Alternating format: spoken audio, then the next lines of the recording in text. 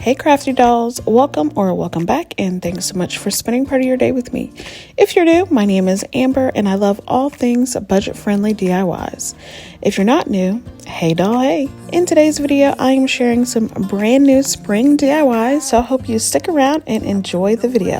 Alright, let's get started. For my first DIY, I took this Dollar Tree sign along with this other sign with this bunny and the carrot, and what I did is I just actually cut down a piece of this sign. I originally had a different DIY thought out for this, so I just decided to use this sign the way that it was. And then I got this new color of chalk paint from Waverly at Walmart called Fern, and I thought it would be a pretty green color to go with for some spring decor. So I just gave my sign 2 coats of this fern color. I also covered the back of my sign with some brown craft paper. If you've been around for a while, you know I like finished projects. So yeah, but anyways, this is what it looks like after I did those 2 coats. It's a really deep dark green. I thought it looked kind of like hunter green, but it's really pretty. Anyways, I got this silk screen transfer from Amazon, I believe, and I've used it several times in a bunch of different crafts and other home decor pieces that I've made in my home. So I just took that off, and then I'm going to place that over the front of this sign, and then I'm going to use this white chalk paste that I also got off of Amazon. It was actually kind of dried out, so I Googled how I could bring my chalk paste back to life, and all you got to do is spray some water in it, not like pour water in it, just spray it in and then mix it up. I used a craft stick to mix mine up, and it still was a little bit clunky, but it still worked out for this project. So I was really happy about that. So I just did a really thin layer of chalk paste over the entire stencil and then pulled it right up, and it looks so good. I was a little concerned about the edges. They weren't doing what I wanted it to do, so I decided to take some square dowel rods. I actually got these off of Amazon as well, and I am just measuring those out, and then I'm going to cut it down. And through my different process of making borders around my signs, because I love making borders on my signs, I have realized that the easiest, best way to get the most accurate and precise cut for these square dowel rods is to use a blade first. So basically what I use is I use my finger knife, or you can use like a box cutter, just where you mark it down, just kind of score it a few times, and then I cut it down with my miter shears. It just makes it so much easier and more precise, and you don't get a lot of the wood pieces to come off of it. It just, I don't know, for some reason it just makes it a whole lot easier to do. But anyways, once I had one side measured and cut down, I just matched it up with the opposite side, and then I used some super glue gel also from the Dollar Tree to adhere them to the border of my sign, and it turned out really good. These are also clips that I got from the Dollar Tree to hold my pieces in place, and then I just sanded down where I needed to. And then I have this bunny, so I changed it up. So I had 2 of these bunny signs. So I have this brown one, like a faux wood one, and then I had the white one, and I was trying to figure out which one I wanted to use. Originally I had the idea of the brown one, and then I had the white one. I was like, you know what, I think the white one goes a whole lot better. Just it pops, it looks better. I asked Caleb because he was right there, and he actually said the white one too, so that's what we went with. I took a couple of pieces of Jenga blocks from the Dollar Tree. I hot glued those on the back of the bunny, and then positioned it where I needed to in the middle, and then adhered the rest with hot glue.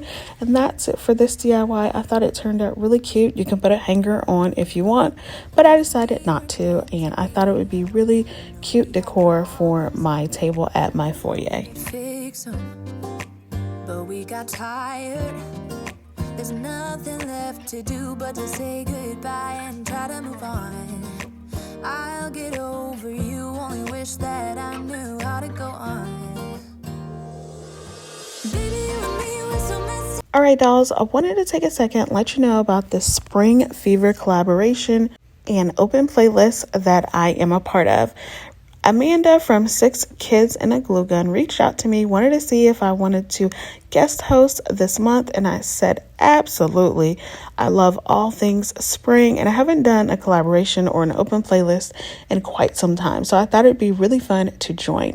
So make sure you head down to my description box. There will be the link to the playlist as well as the other creators that are joining in. Make sure you go over to Amanda's page at 6 Kids and a Glue Gun. Tell her I said hi, as well as the other host, Lady Red Crafting. They are some really creative and awesome creators, and you guys are gonna love them. Make sure you go over and tell them I said hello. If you come from the playlist, hello, welcome. Thanks so much for spending just a little bit of your day with me. I really hope you enjoy these DIYs and check out all the other videos I have as well. Also, if you're on any other social media, make sure you follow me. I am on Facebook, Instagram, and TikTok, all Amber Michawn or DIY with Amber. All right, dolls, let's get back to the DIYs. For my next DIY, this is actually going to be like 3 different DIYs in one, and this actually took me a long time to do. But anyways, I have these egg shapes from the Dollar Tree. The first are these larger eggs that I got. I believe I got these last year from the Dollar Tree. There were several different colors, and then the other one is just ornament of wood eggs. So what I do is I tape the two together. So I'm working in pairs here.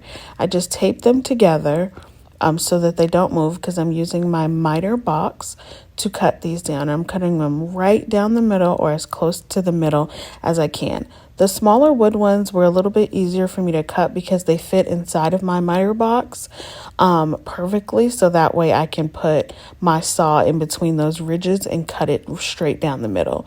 But these MDF ones, egg ones, they were fine. It was easy. So this is what my wood ones look like. I just cut those right down the middle, and then I am going to sand that down just so I can have a smooth line.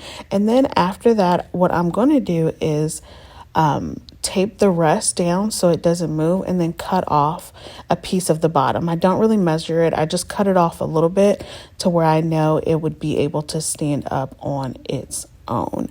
And that's pretty much all you really need to do to cut these down. And this is what my halves look like. You got to kind of match them up to make sure that they look right together and they're the same size and the same height. I tried to take the paper off the purple one because I wasn't going to remove the purple paper. I was just going to leave it. But the blue tape, the painter's tape that I had on there, had my paper come up. So I had to think of something else. So I set those aside while I worked on my smaller wood ones. I originally was going to use some super glue gel to get these to stick together, but it just wasn't working. I don't know what was happening with this. And my patience was running really thin. I think I had to go pick up my kids before I finished this, or after I finished this. So I decided to go ahead and use some hot glue. But if you have the time and the patience, go ahead and use some super glue gel, because then you won't see the dried glue in between these. But anyways, I just glued 2 pieces together, and then the other 2 that matched, I just did it on the side to make it look like a standing egg like frame, like a 3D egg frame. I thought this was really cute. I actually seen this on like Pottery Barn site and Kirkland site, and I really wanted to recreate something like that. And then I just added some more hot glue in the middle of these pieces just so I can get them to hold and stay a little bit better. So I'm doing 3 different kind of looks for this. So the first one, I'm going to paint this egg, and I'm using this hazelnut chalk paint color as well as white, and I'm just doing 2 sides. So when you turn it around, you'll be able to see a white side and then a hazelnut side. These are just the options you have. You can paint it whatever color you want. In hindsight, I probably would not have painted them these colors for my for my spring decor. I really go for those bright pastel colors, so I'll probably repaint it like a blue and like a purple or something like that. But I was just kind of going with the motion and the ocean, and taking the closest paint that I had next to me. Anyways, after I finished painting that, I took this really fun bunny scrapbooking paper that I got from Hobby Lobby a couple years ago, and I just adhered that to the front of the purple egg with a glue stick from the Dollar Tree. It's an Elmer's glue stick. Sorry, words are hard for me at 1 o'clock in the morning. And then for my wood eggs, I took this scrapbooking paper. I actually got this from Temu a while ago, and I didn't know that it was this small, and I probably should have read the dimensions, but it's okay because it still turned out really cute. I really like these patterns.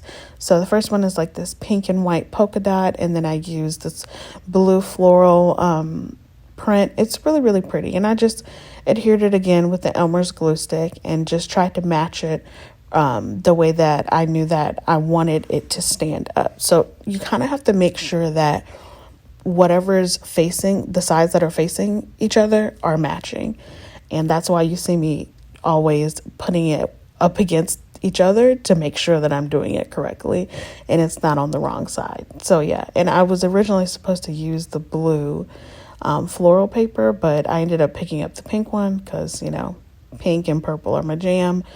But hey, whatever, it's all good. But then I just cut the paper down as best I could to size. After everything was done, and as you can see with my larger egg, I didn't have enough of the bunny scrapbooking paper, so I had to paint the rest of it black, which was fine. It went really well with it. The next thing I did is I took my finger sander and just sanded down the excess paper that was hanging over the edge of the smaller wood eggs. And the trick to this is to make sure that your glue is completely dried onto where you adhered it, because if not, the paper will just rip up and it won't be good. So anyways, after I was done with that, then I decided to use some hot glue again and hot glue down my pieces together. Again, making sure I matched the insides that were facing together as well as the size of each of the egg halves, and just set that aside to dry really well. It's hot glue, so it did what it needed to do really quickly. Now for the scrapbooking paper eggs, I actually didn't have to go back and put more hot glue on there because what I put on there originally was fine, so I didn't have to do it. I didn't have to do too much. I just did a line of hot glue on the edge of it and then attached the ones onto the top and to the back of it. And that's it for these ones. I thought they turned out really cute. Again, it took a little longer to do, but I really, really like this trio, and I think they're adorable. Together, even if we tried, we'd be stuck here forever. I don't understand right now how to make it through, but I'll get over you, and it's not like I'm gonna hate you. It's what it is, nothing left that we could do. Even though it hurts right now, we will make it through. I'll get over you. I'll get over you. For my last DIY today, I have this hexagon shaped sign from Michael's. It was only 99 cents. And then I have this new color from Waverly, this new paint color. It's called Dusk. It kind of reminds me of the blue color, Crystal. I absolutely love using that color for spring. And it looks a lot like it, but it's a little bit watery. I had to do 3 coats of this paint on this sign. It was quite annoying, but once I got through with it, I was happy with it. But it kind of applied like acrylic paint. It was really weird. I shook my paint bottle and everything, but it still was not as thick as I'm used to for a chalk paint. But yeah, so anyways, after that, I have these 2 wood pieces. I actually cut these out using my X-Tool M1 laser machine. And so that was really fun. I'm using that a lot more now, and it's really fun being able to create my own wood pieces. So for my solid egg, I am going to paint that with my antique wax color using a foam brush and then wiping it down with a paper towel, just so I can get that nice stained look. And then for my egg that has the cutout bunny with eggs on it. I just painted that using some white chalk paint from Waverly, and I only did one coat for that. Once all of my pieces were dry, it was time for me to assemble. So what I did is I adhered the cutout egg with the bunnies and the eggs. I just placed that over top of the solid egg with some hot glue, and then hot glued that entire piece into the middle of this sign. And that is it for this one. I thought it turned out really cute and it was super easy to create. And yeah, I love all these DIYs. Let me know what you think in the comments down below. We were like fireworks, thought nothing could break us, but oh how we got burned. Look at us now, we scream, we fight, and no one knows the reason. Alright dolls, that's all I have for you today. I really hope you enjoyed the video. If you did, make sure you give me a big thumbs up, subscribe if you haven't already, and also be sure to check out that playlist. I will have it in my description box below. Tell everyone in that playlist I said hello. Alright dolls, be blessed, stay safe, and I will see y'all on the next one. Bye!